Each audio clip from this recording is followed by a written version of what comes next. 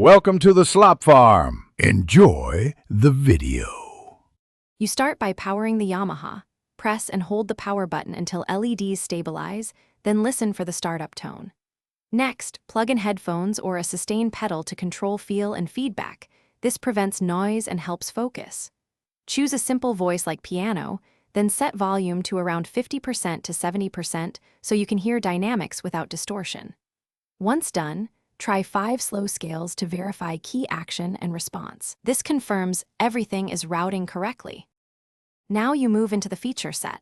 Activate dual to layer 2 voices for richer timbre, or use split to assign bass on the left and melody on the right. This teaches coordination. Enable the metronome and pick a BPM that challenges but doesn't frustrate you. It builds steady timing. If you want to record or use software instruments, connect USB MIDI to your device and confirm device recognition. Make sure channels match, otherwise your DAW will not receive the correct signals. To finish, save your custom registration so you can recall layered voices, effects, and volume with one button. This speeds practice sessions. Adjust touch sensitivity to fit how hard you play.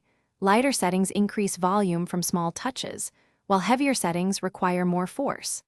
Finally, if buttons misbehave or mappings are wrong, try a factory reset only after confirming cables and MIDI settings. Most issues are cabling or software conflicts, not hardware failure.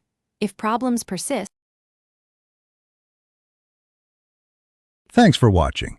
Consider subscribing if we helped you today.